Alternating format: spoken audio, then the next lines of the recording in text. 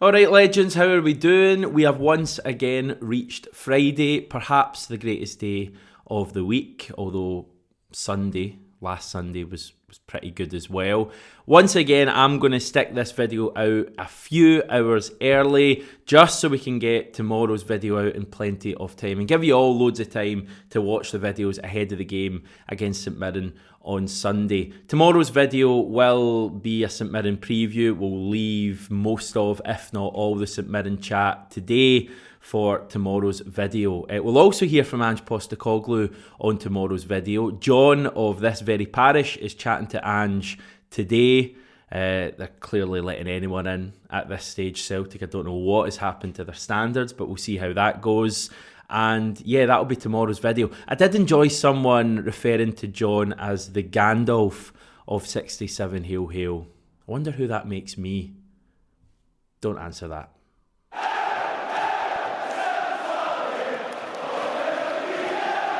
Should say, by the way, I did enjoy the discussion on Tuesday's video with John and Scott. Or actually, what I should say is I enjoyed watching Scott and John discuss on Tuesday's video. It's kind of hard to get a word in when those two guys are on. Nothing against them. I mean, they talk far more sense than I do about Celtic, and yeah, I thought it was quite an interesting video. I like to think most of our videos are interesting, but that one particularly kind of didn't really have a plan, and it just kind of went off in various directions. And I know lots of you have watched it, I think about 25,000, and plenty of really nice comments coming in from around the world. So thank you for that. And if you've not seen it, it's linked somewhere up there. On with today's video though, and a few things to chat about. I have been writing over on 67hailhail.com, great website, over the last couple of days, and therefore I am very aware of what has been happening with regards to Celtic. Now, I know this isn't a Rangers obsessed show, we leave that for when Stevie's on, but seriously, but I have been quite kind of surprised by the scale of their disappointment and anger after the game on Sunday. I think as Celtic fans, we all sensed the opportunity going into the game at Hampden, and that's probably partly why we were so nervous going into the game. I don't think I've ever been as nervous for a Celtic Rangers game than that, genuinely, especially during the first half. It was just, any time they got into our half, it was torture. And I think part of that, obviously, with it being a final, trophy on the line, etc., was a major part. But I think equally the opportunity we had to stop them in their tracks, because we've heard a lot of stuff from them recently, and I'm not even talking about Beale and Sakala and people like that. I'm talking about their support and them thinking they can match us and are as good as us just because they're beating the rest of Scottish football like we are, albeit not by the same amount of goals. And I think the fact that Celtic beat them on Sunday and dominated them for most of the game has really played out brilliantly for us. They're now questioning everything. And as I say, I'm a little bit surprised about how quickly they've turned on their manager and the rest of their players. I was listening to Cammy Bell on Super Scoreboard the other night, and he effectively ran through the entire Rangers team that started on Sunday, and I think came up with like 3 of them that he would have in their starting team next season. And I don't know about you, but we weren't hearing a lot of that before the final at Hampden. So all I can say is thank you to Ange Postecoglou and his players for bringing us that moment. And that's before we even talk about Fred Astaire himself, John Lundstrom, who yesterday claimed that the gap isn't big and that it was a one-off game and that Celtic are, quote, a few points ahead. So I had to Google, is 9 a few? And apparently a few can actually mean anything from 2 to 9, which is rather surprising. So I guess John Lundstrom had a point in that regard.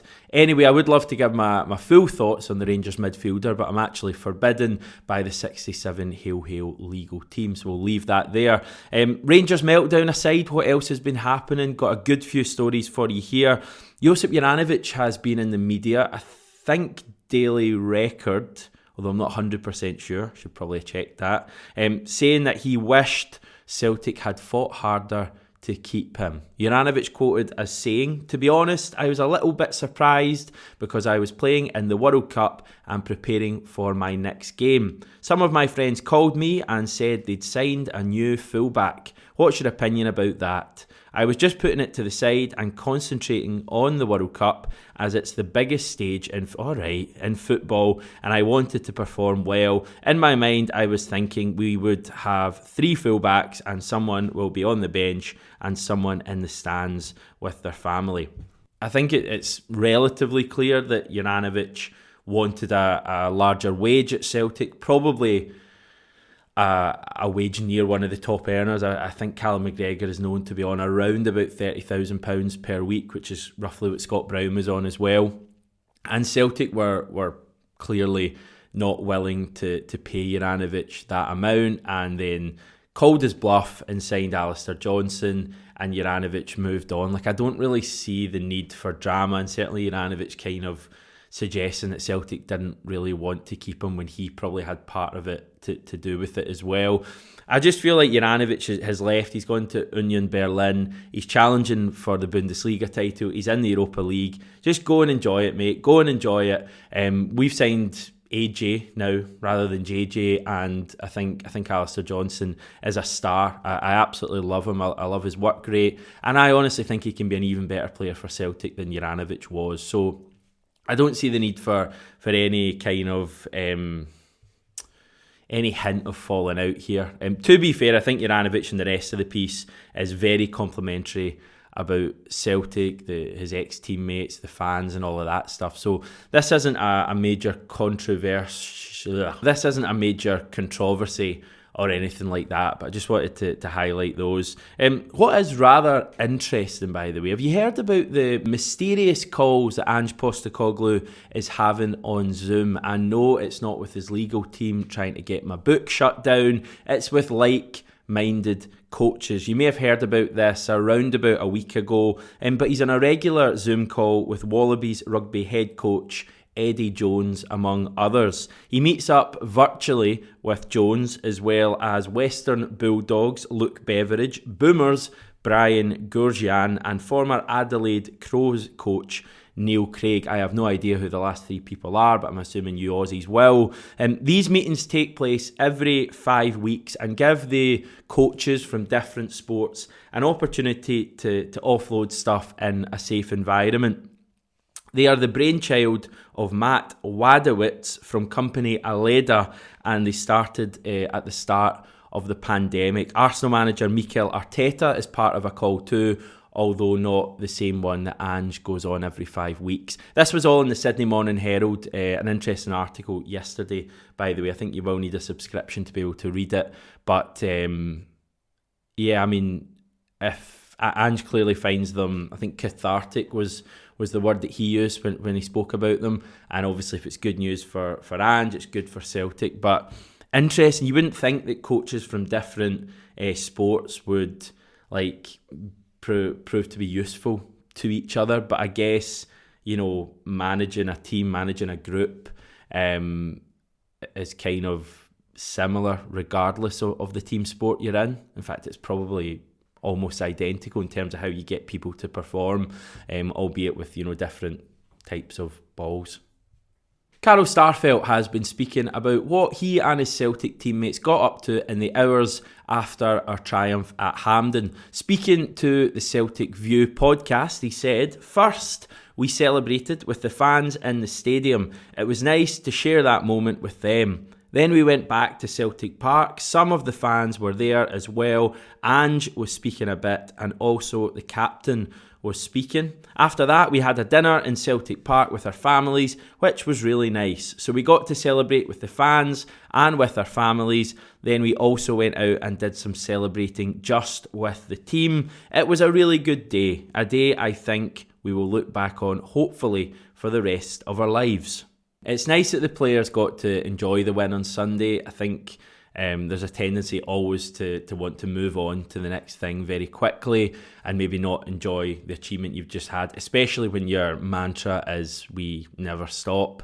So it's good that Ange gave the players Sunday, certainly, to enjoy themselves, but they'll definitely have been back on it pretty sharpish at the start of this week, whether that was Tuesday, possibly even Monday. Full focus ahead on St Mirren. What else?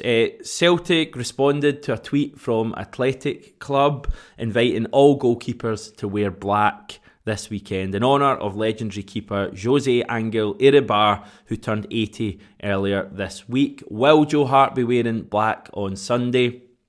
I guess we'll just have to wait and see.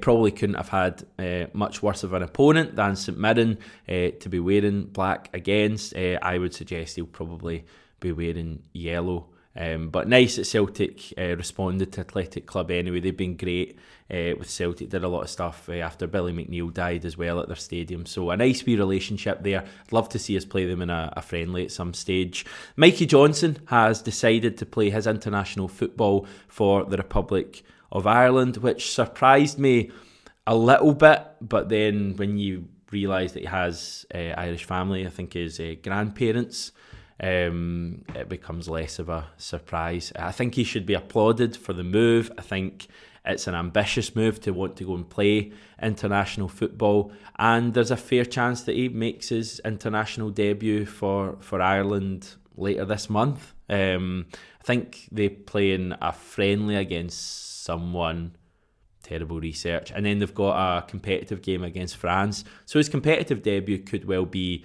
against the second best team in the world and the former world champions. So I'd love him to have a good career at Celtic. It'll be interesting to see where he fits into things when he comes back from Portugal in the summer.